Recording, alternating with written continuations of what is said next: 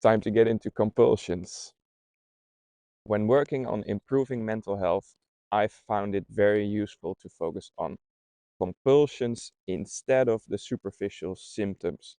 So instead of focusing on anxiety, intrusive thoughts, themes, certain obsessions, we really have to cut out the compulsions that fuel those. Those symptoms are not the problem. The problem is the way we interact with them. Instead of trying to fix the fire alarm, it's way more useful that we try and put out the fire, because those compulsions actually fuel the obsessions. So what is a compulsion? I am totally gonna steal this definition from the book You Are Not a Rock by Mark Freeman. Mark Freeman defines a compulsion as anything we do to cope with, check on, or control uncertainty, anxiety, and other feelings we don't like.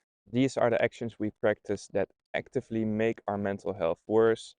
So it's very important as we move into a new value direction, we cut out old unhelpful behavior. In You Are Not a Rock, the compulsions are divided into three overarching categories. So we'll go over those. The first one is coping. Coping is about making ourselves feel good when we feel bad. Here we are rewarding the brain with things it likes only when it throws up things we don't like. Some examples of coping behaviors are scrolling through TikTok when we feel stressed because of school, or doing yoga when we're stressed after work, or doing yoga to unwind after work, or drinking a lot of alcohol to quiet down the brain. Some coping behaviors, like yoga, are generally considered healthy and they are sometimes even taught, whilst others, such as drinking alcohol, are widely recognized as unhealthy. And whilst doing yoga is, of course, better for your health than getting drunk, there's still a very problematic pattern at work here. It's very important that we look at the patterns and try to cut those out. If we're doing yoga only when we feel stressed, we're still putting that bad thing in charge. I'll only do something that's good for me as a reaction to feeling bad. This means we have to keep feeling bad first before we do things we care about, before we do things that are good for us. It's important that we're not going to use this explanation to judge ourselves or to see ourselves as problems again. If we replace getting drunk as a coping behavior with yoga as a coping behavior, of course, that's great, but I'd still encourage you to try and keep going to stop coping altogether, because we need to eliminate the pattern of behavior that is making our mental health worse. So should we then eliminate our healthy coping activities completely? No. It's important that instead of reacting to thoughts and feelings, we can learn how to actually feel them. You do not have to feel good all the time. Life comes with a great range of emotions, and we can feel all of them as we do the things we care about. So do the healthy activities consistently. So be proactive about those and do them because you value them. And you've probably also experienced that doing something you like only to run away from a certain feeling you don't like, that will quickly drain the enjoyment out of the activity. So instead, do yoga because you value doing it, and do it with whichever feeling present, and do it consistently. The second category is checking. And checking is all about trying to get certainty. And nowadays it's very easy to check. We can check how many likes we have on our post. We can check whether someone has responded to our text. We can check our health symptoms on Google. We can check whether we locked the door, whether we still have any matches on our dating app. We can check with our friends whether we didn't do anything embarrassing on the night out. But if we teach the brain that we need to have certainty before we can move on with life, the brain will gladly give us more uncertainties to check. And I can tell you from experience, it's very good at that. There were times when I would lock the door, I would see that I'd locked it, I would check the handle, I would feel that it was locked, and still my brain would make me feel like the door wasn't locked and I had to check again.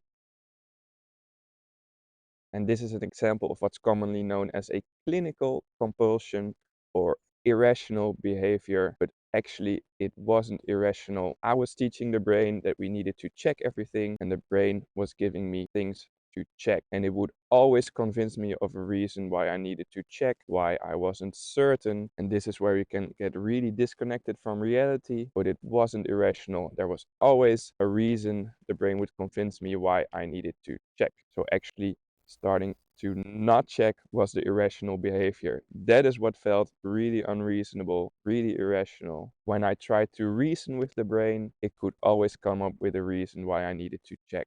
So I needed to not get into that debate. And this starts with those checking behaviors we all consider normal, where the brain will just convince me, "Oh, it's not a big deal, we just check this once." But if that becomes a consistent practice, it can lead into those clinical compulsions.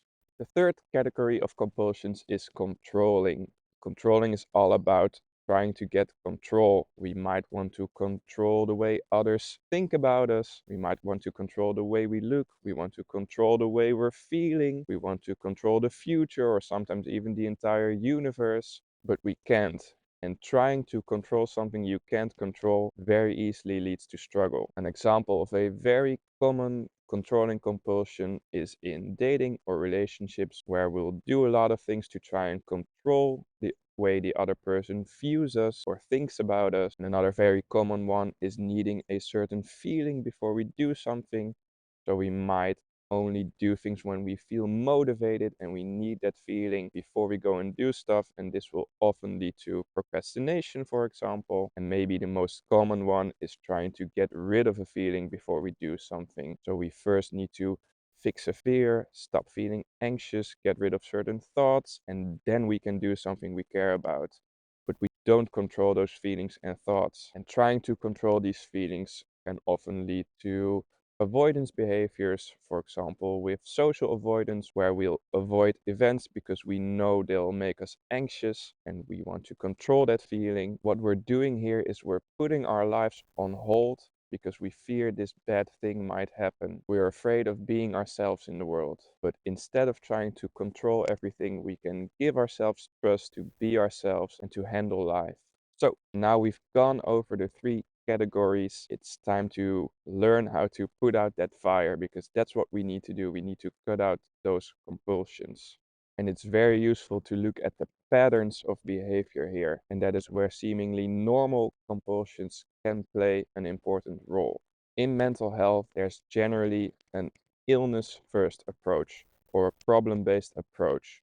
We have to wait until our compulsions cause us significant distress and then we're able to get help. Imagine if we did the same thing with our physical health. That's like waiting until someone has a heart attack and then we're like, okay, now we have to work on your physical health. It's way more useful to be preventative about these things. And it's the exact same with mental health. I could have prevented significant distress in my life if only I was aware of the unhelpful patterns I was creating. And you might ask, well, doesn't everyone do those normal compulsions? And the answer is yes. Like I've been saying, we're all human, so we all do compulsions.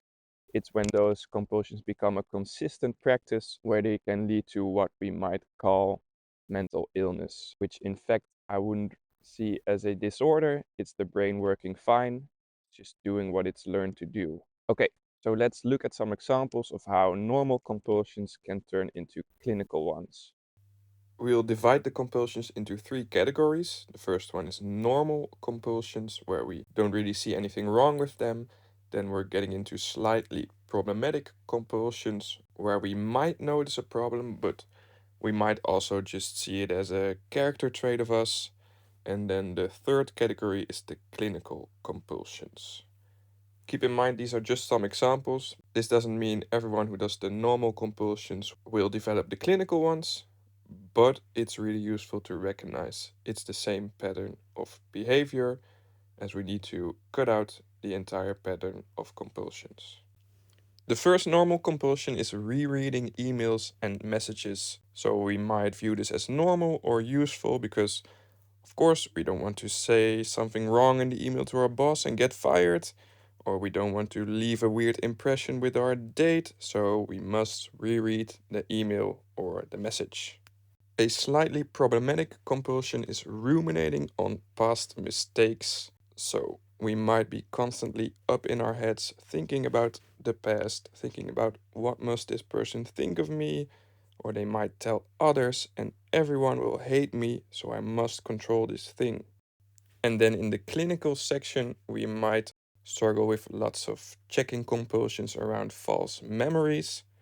So the brain has learned we must control the past or everyone will hate me. And this is where the brain goes, if you liked fixing those past mistakes, then I can think of worse things you might have done for which people will really hate us.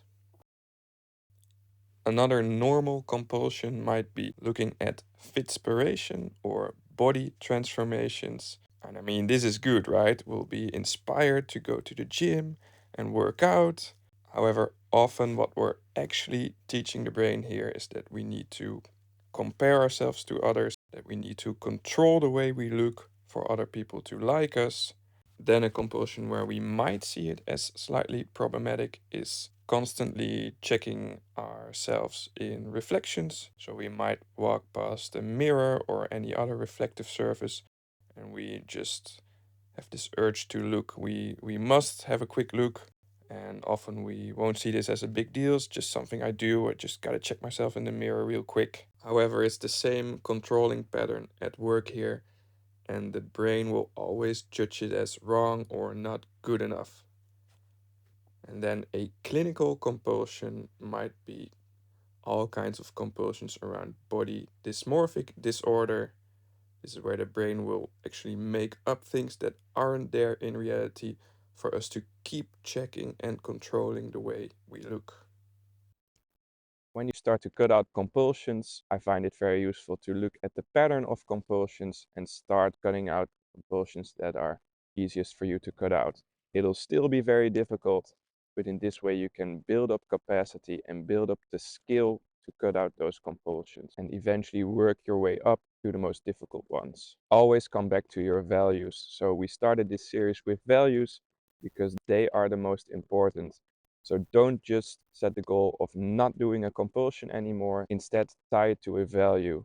Look at the actions you want to practice instead. So when the urge to do the compulsion comes up, you know which action you're going to practice instead. This might all seem a bit overwhelming, all these different categories of compulsions, and we also have to look at our normal compulsions. But don't worry, don't try to get it perfect. Don't try to find all your compulsions. Don't try to get in debates. Is this a compulsion? Is this a compulsion? Trying to get recovery perfect can easily become the newest compulsion. So that is why we start this series out with values, and that is why those are so important. It's very useful to see that these compulsions are almost always the same pattern. We experience a thought, a feeling, a sensation, or maybe something outside of us that we don't like. We judge it as wrong and we try to fix it or get rid of it, clean it away by doing compulsions. A big part of this practice is being proactive, following your values instead of reacting to those thoughts and feelings the brain throws up. Compulsions are all about trying to prevent bad things, whereas values are about proactively creating good things. They can often be about the same topic, but the approach is entirely different. Okay, to wrap up the video, we're gonna quickly run through the key concepts covered. So instead of looking at the symptoms you're experiencing, focus on cutting out the compulsions that are fueling those symptoms. A compulsion is anything we do to cope with, check on, or control uncertainty, anxiety, and other feelings we don't like. When cutting out compulsions, it's very useful to look at the pattern of compulsions, and here seemingly normal compulsions can be very important. Start easy and build capacity, and always come back to your values.